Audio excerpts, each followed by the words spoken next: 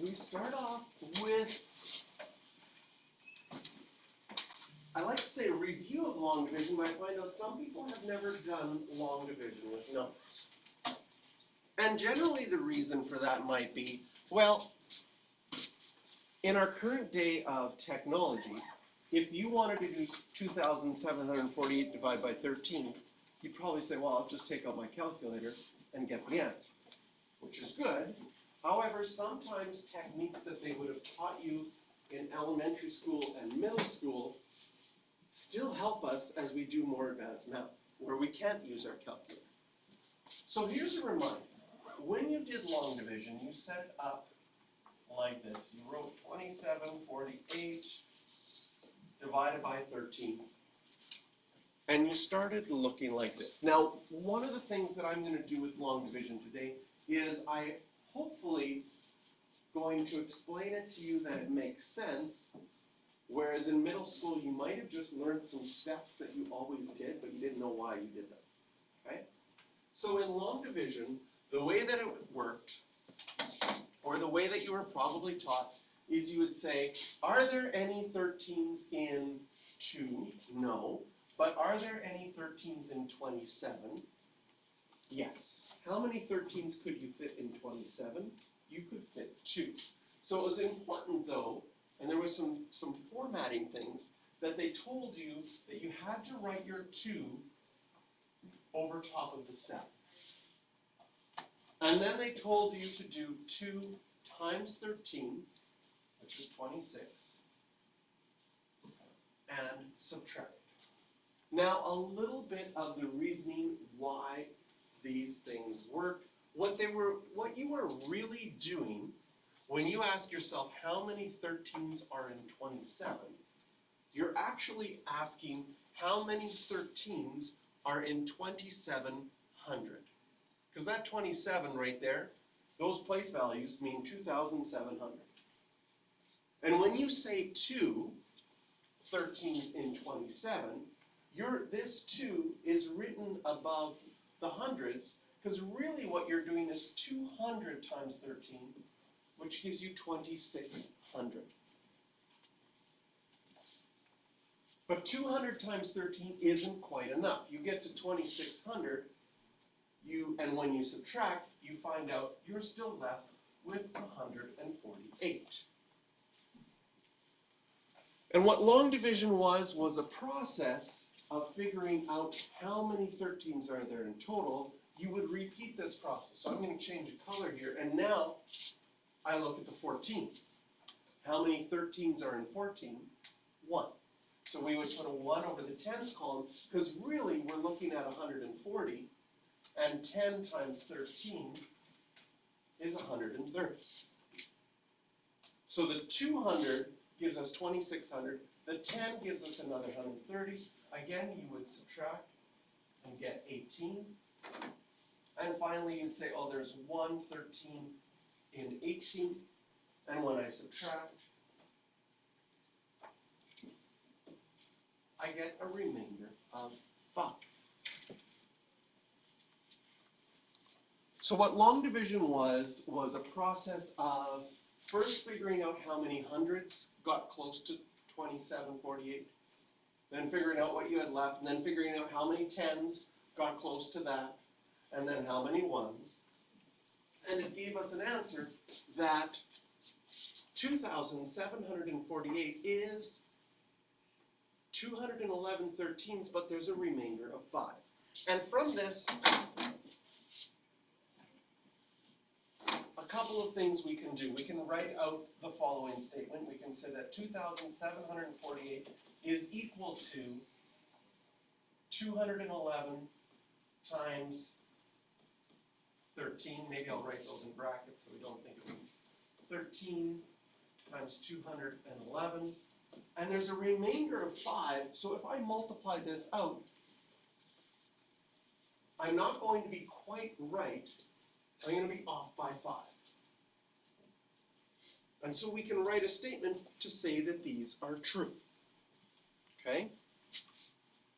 We could also write the following statement. We could say that 2,748 divided by 13 is is equal to 211, plus that remainder of 5 still needs to be divided by 13. So if we look at the second question that we have here, color coded the same, 4,212 divided by 27. Again, you would go through until you have something where there's a 27 present. Yes, I for sure can get a 27 into 42. How many? Not 2, just 1. So I put a 1.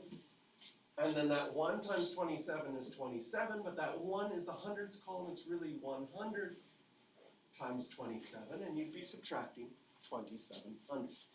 When you subtract 2,700 off of this, you're left with 1,512. Now, next color we went to is purple.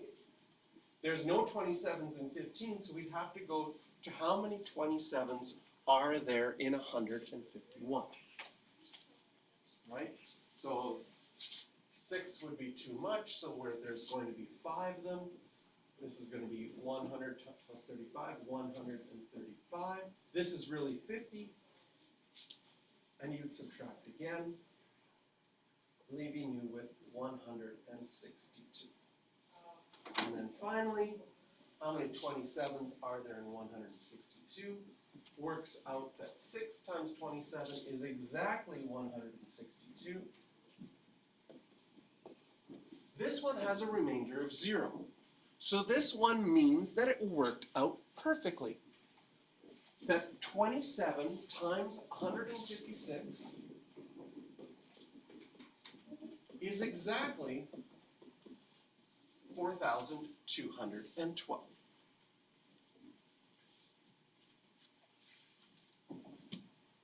Now, like I said earlier, long division for numbers is kind of hard to sell to students because you're like, I have a calculator. That's so much faster. Why would I want to, unless this is really enjoyable for you, why would I want to do this when my calculator gets my answers so much quicker? Right? But sometimes when we have a method, and this long division method is really good because it's going to help us with our algebra. Sometimes I ask students, did any students learn other methods for dividing in middle school? Like this is long division, is a typical one. Did anyone learn a method? There's ones that sort of look like this. They draw a line, and then they would go, well here, let's see the number we started, 2748.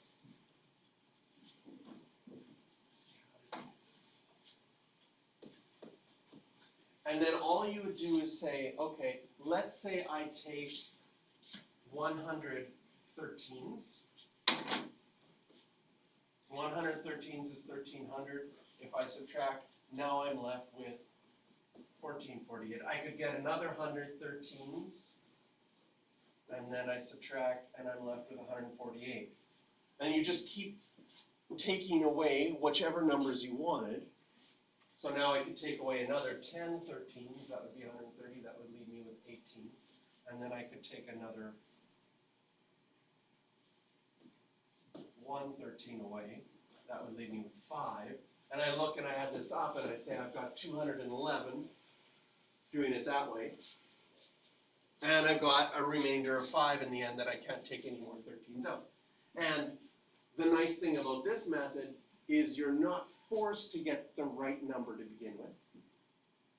You just go with what you're comfortable with and keep working until you get all of the numbers away. So sometimes this is seen as like, oh, you can't do the high mental math? It's okay. You take off some smaller numbers until you get to something you feel more comfortable with.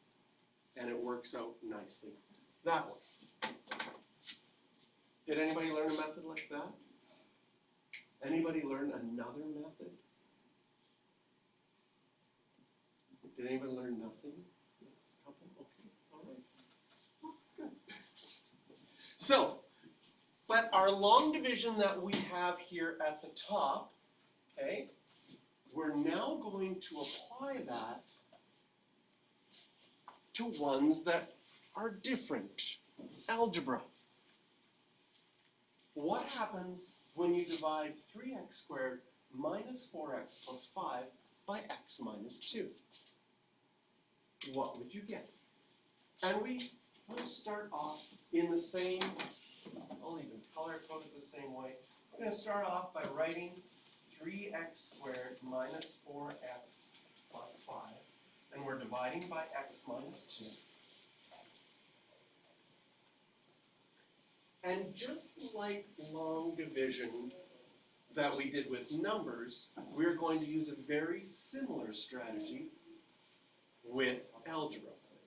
Now, if we look at what did we do first, the very first thing I did was I used my green pen, I underlined the 27, and I said, what could I multiply 13 by to get as close as possible to 27?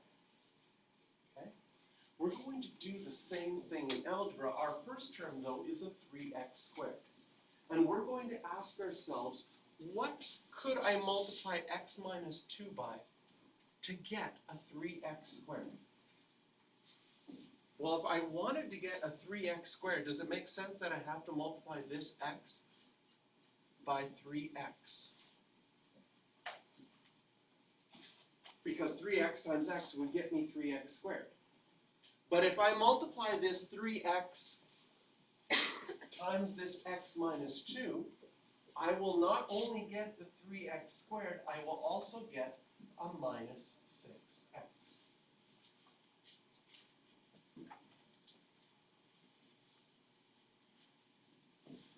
If we look back at what we did with long division next, we subtracted.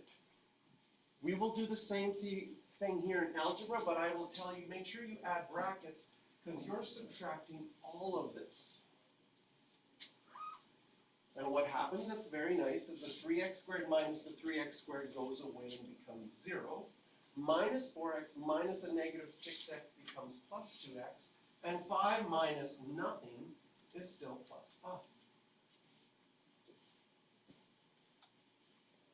And just like long division, we repeat the same process over and over again. So now, my first term is a 2x. And I ask myself, is there something I could multiply x minus 2 by to get a 2x? I'd have to multiply by a 2. So I go above the ones column, and since it's a positive 2, I write plus 2. And 2 times x is 2x. And 2 times minus 2, so I'm going to draw this arrow again because we multiply that by that. 2 times minus 2 is minus 4. And once again, I'm going to put it in brackets and subtract. 2x minus 2x is nicely 0. 5 minus a negative 4 is plus 9. And I'm going to get my remainder of 9. What this tells us is the following. We could write out the following equation. We would know that 3x squared minus 4x plus 5 is equal to x minus 2 multiplied by 3x plus 2, but it's not quite right. It doesn't work out perfectly. There's a remainder. In fact, if you multiply these out, you see that the last terms will give you a minus 4. We want a plus 5. That remainder of 9 says you have to add 9 to make it work. But everything else when you multiply it out would work. Check this out. You get your 3x squared. Your outside and your inside will give you minus 4x. So what we're doing here is we're able to divide and say, I got most of the things right, but I'm off by a little bit with the remainder.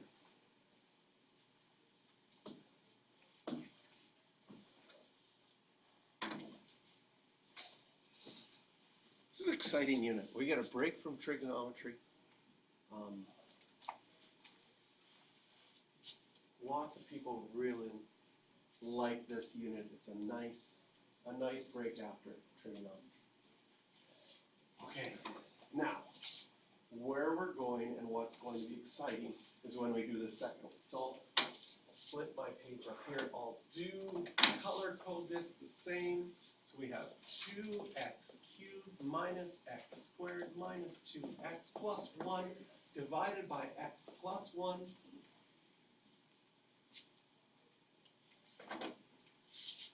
Same color coding as we did before.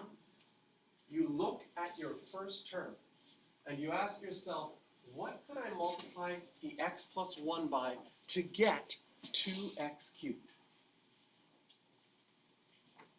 Well, it would have to be a 2x squared. And so same thing we did long division. If I'm going to write an x squared, I write it over top of the column where I had my x squareds. And 2x squared times x will give me 2x cubed. And 2x squared times 1 will give me plus 2x squared. And I'm going to need to subtract.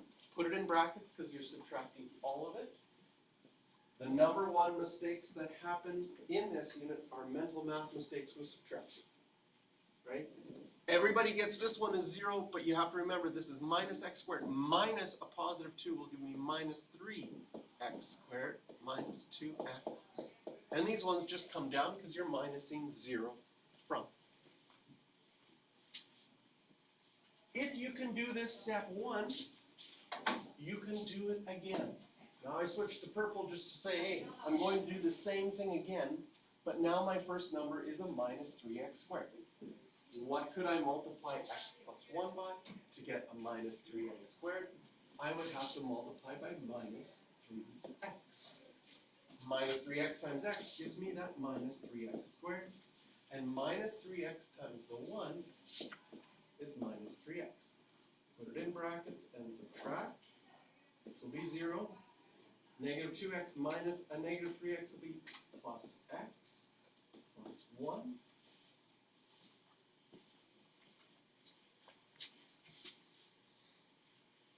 And then what would you have to multiply x plus 1 by to get x plus 1? Well, you'd have to multiply by a 1. So I go plus 1. We get x plus 1, put it in brackets and subtract. And there's no remainder. And this is where exciting things start to happen for this unit. What have we just done? Well, if we write out the algebra of what this means that 2x cubed minus x squared minus 2x plus 1 is equal to x plus 1 times by 2x squared minus 3x plus 1. And since there's no remainder, we know that this works out perfectly. Are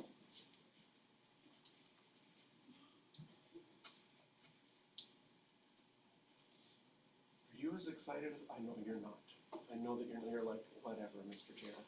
This is crazy exciting because what you have done for the first time in your entire mathematical careers is you have just factored a cubic equation.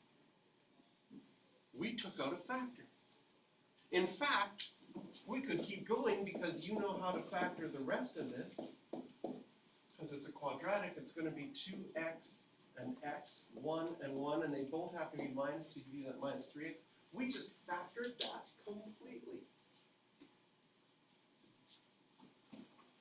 Which now lets you solve things like, hey, when is this equal to 0? Well, you could solve it now because you just factored. This is equal to 0 when x is negative 1, 1/2, and positive 1. And so we just opened up a method for factoring things bigger than x squared. Up till now, you've only been able to factor up to x squared. When it didn't factor, you had your quadratic formula. But anything bigger than that, we were stuck. We'd have to use technology to figure it out. But this unit is going to give us a technique to factor things when you have an x cubed. Sometimes you get a remainder. Like this one, we've tried but we found out that x minus 2 wasn't a factor because there was a remainder. But this one had no remainder, which allowed us to factor it perfectly and completely. So this is their introduction to long division. Your textbook has an explanation as well, right? It says when you're setting it up, you set it up, you look at what would multiply to give you the x squared. You write it appropriately over the x column, multiply it out, and put it in brackets and subtract. When you subtract that 5, right, sometimes they don't write it. I just think of it as 5 minus nothing. I rewrite the 5. But now what would you have to get the 3x? It's 3. Subtract again. And what you're left with is the remainder. So we call this part the quotient. Obviously, the number you're left with is the remainder.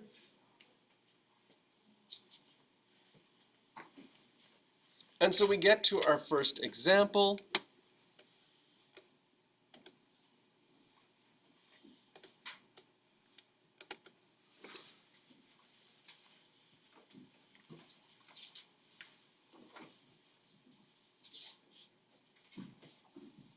And off to the side here,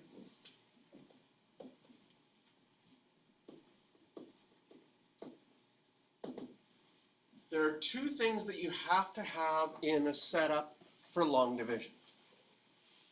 Okay? One,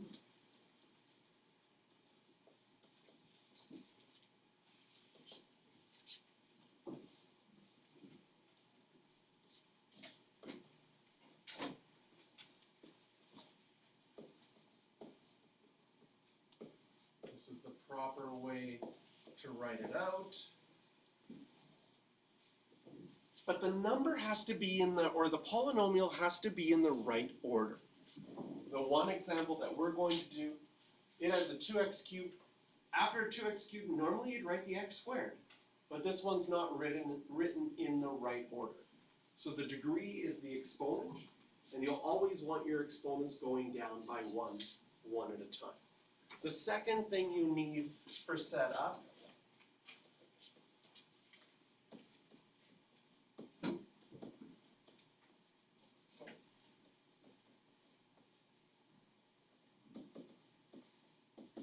this won't happen in this first example, but it will happen in the second example. We are going to add zeros if there are any exponents missing.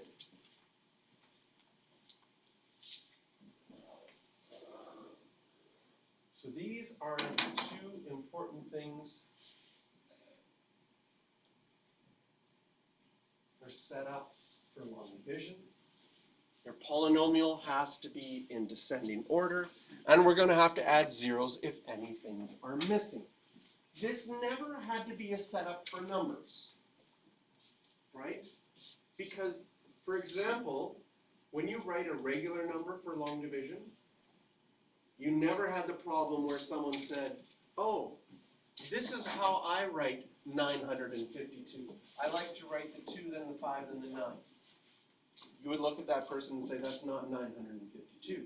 That's totally wrong. That's 259. The order really matters when you're writing numbers. But in polynomials, this is the same if you write it in different ways. You are allowed to write it in different orders because it's equal. That never happened in numbers, right? In numbers, right? If you have 1,032, you have to write a 0. You can't just say, oh, I'm going to just write this 1,032 and forget to write the 0. It means something different. So we naturally write zeros when we're writing numbers. But if you didn't have 3x squared here, you wouldn't have to write a 0. You just wouldn't write it. So in our setup for long division, we have some situations where we have to set it up first. And those two situations are, it has to be in descending order, and if something is missing, we have to add a 0.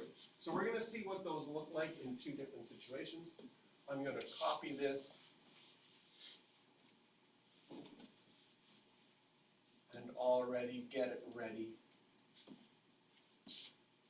to see in our second example. But here, let's do our first example. Setup. So we're going to do our setup. We're dividing by x minus 1. And we're going to rewrite this 2x cubed plus 3x squared minus 2x plus 5. So we had to rewrite this in descending order. We didn't have to add any zeros because nothing was missing. We had an x cubed, then we had an x squared, then we had an x, then we had a constant. So nothing was missing, so no zeros needed to be added. Now we go through the process. Oh, sorry, I'm going to color code it. I always started with blue. Keep things same color coding that we had before. So I started with blue, and then I underlined the first one in green and said, what would I have to multiply by to get 2x cubed? I would have to multiply the x by 2x squared. Where do I write that? I write that above my x squared column. So there's a fair bit of structure to this just to help you not make mistakes. When I multiply 2x squared by x minus 1, well, 2x squared times x is 2x cubed, perfect. And 2x squared times the minus 1 is minus 2x squared. I put this in brackets and I subtract.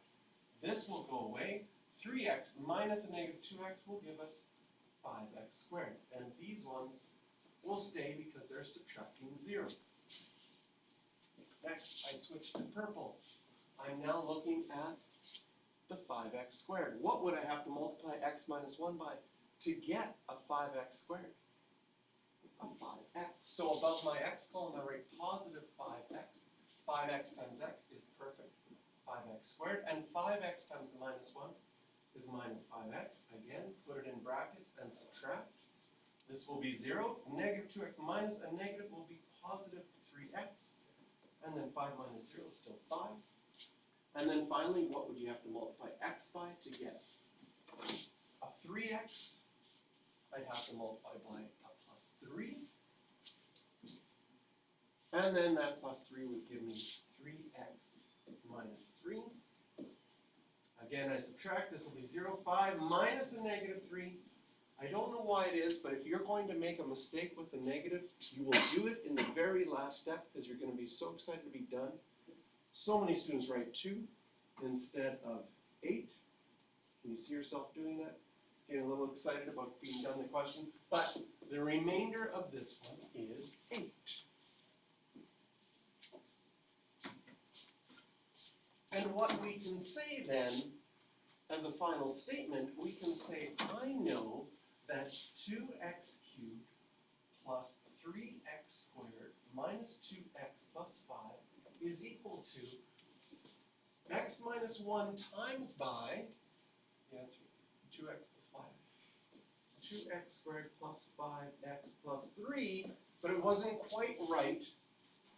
It was off with a remainder of 8, so I would have to add 8 to make it equal.